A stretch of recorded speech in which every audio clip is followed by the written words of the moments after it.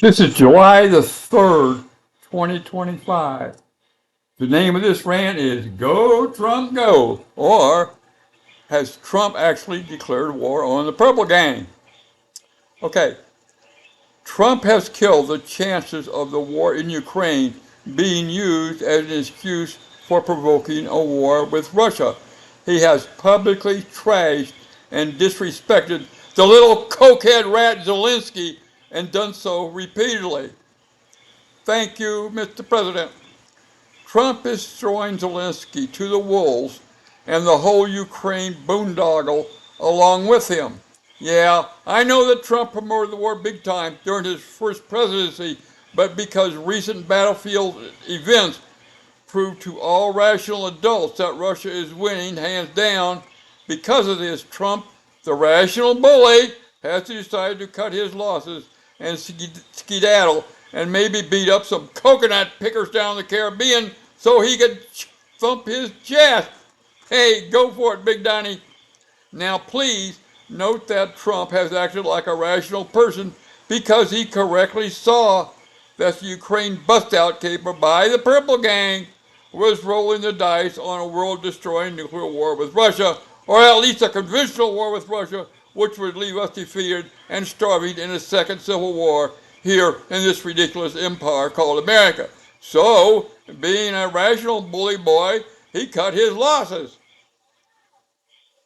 As for the Israeli mess, Trump apparently is going down the same road, the same tricks. It is obvious that Trump and Netanyahu hate each other.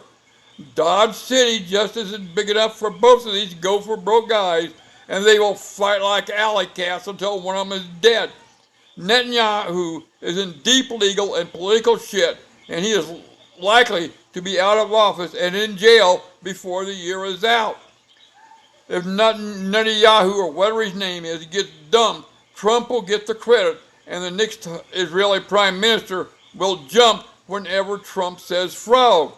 That's what Trump wants. He just wants to be the biggest bully on the block, and he's getting there. He's already knocked off Zelensky, and now he's getting ready to knock off that Netanyahu. Okay, this is an update on July the 2nd. Fact number one, Israel's head is now on a 7-second chopping block like a Thanksgiving turkey. That's how long a hypersonic missile takes to fly from Iran to Israel, according to the Iranians. Others say longer, but the total flight time of hypersonic missiles from Iran is usually measured in seconds, not minutes. Fact number two, hypersonic missiles cannot be shot down by any means or by any nation. This is because of their incredible speed and because, unlike older missiles that followed a predictable flight path, these new hypersonic missiles can maneuver during flights. Fact number three, Iran has thousands of these hypersonic missiles, and Iran has factories that are producing more every day. Israel has no hypersonic missiles in production at all, and no NATO nation has any hypersonic missiles in production at all. They're all on the drawing board. Fact number four, all hypersonic missiles have pinpoint accuracy and can hit within about 10 meters of their intended target. This means that every last hypersonic missile hits its targets. They simply never miss. Fact number five, hypersonic missiles generally have warheads of about 1,000 to 2,000 pounds of explosive. This means that they can destroy any bunker that is not constructed with many feet of reinforced concrete. This means that family-sized bunkers in backyards in Israel will be crushed like bugs. And given the short flight time of these hypersonic missiles, the Israelis will not have time to get to any larger shelters. Period. There's nothing you can do about this. Now, consider Tel Aviv. Greater Tel Aviv has a population of about 4 million and an area of about 600 square miles. Okay, boys and girls, let's guess how many hypersonic missiles it will take to blast Tel Aviv back to the Stone Age. A no-return Stone Age, by the way. Okay, there are about 15 large bridges and Tel Aviv, about 5 power stations, about 8 firehouses, about 2 sewage treatment plants, about 4 seawater desalination plants, about 17 buildings listed as skyscrapers, unquote, about 9 radio stations, about 4 TV stations, about 10 major freeway intersections, at least 100 hotels, about 15 large malls, and an undetermined number of gas stations. Let's blow up 50 just as a guess, okay? Sounds like fun. Israel's head is on a chopping block, a 7-second chopping block. It's just like a tied up Thanksgiving turkey.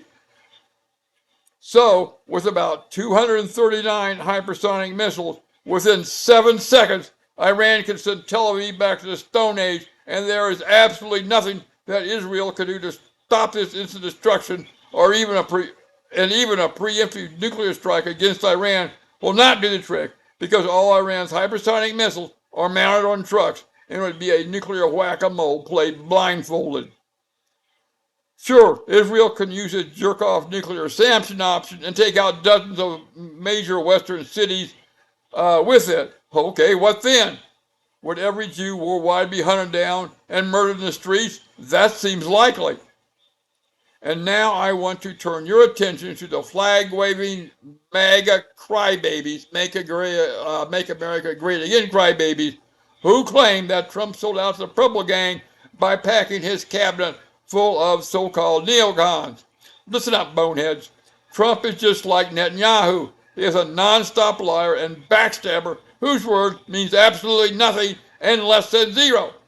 Netanyahu and Trump hate each other, and Dodge City ain't big enough for both of these egomaniacs, and neither is this galaxy for that matter.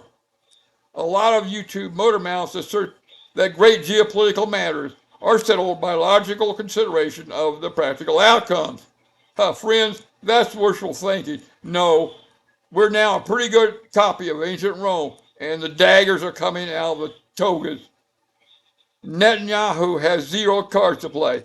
That's why Nutty got on the phone to Trump and basically had to be Trump's lapdog, at least until the weasel figured out a new trick. What is Trump doing now? Posing as a peacemaker and trying to separate 2 naughty children, when in fact he is a co-belligerent with one of them. Israel and Iraq and America, all of them co-belligerents. All this peacemaker crap is just consumption for moo cows here in America. And he has also claimed complete destruction of Iran's boogeyman nuclear bomb. Thus, in the eyes of the moo cows, he has solved all the problems, and as long as Iran, or more probably Israel, doesn't sink one of our aircraft carriers, it will probably work. Also, I'm fed up with these MAGA crybabies who insist that Trump's advisors are mostly idiots, which they are, but Trump does have access to the greatest mind of our era, Vladimir Putin, who periodically explains things to Trump in terms that Trump, the New York bully boy and flim-flam man, understands. And these same bozos call Trump transactional, unquote, as if this is a put-down. Hell's bells, at least Trump understands Tijuana rules and doesn't give away zillions of American dollars on demand to every nomadic goat herd with a sob story like our previous presidents have. The way I see it, Trump now has Netanyahu by his gerbil and will drive him from office by making a deal with Netanyahu's opposition, after which Netanyahu will be locked up and the new Israeli government will be Trump's obedient lapdog. Watch for it. It won't be long before we know for sure. Thank you very much.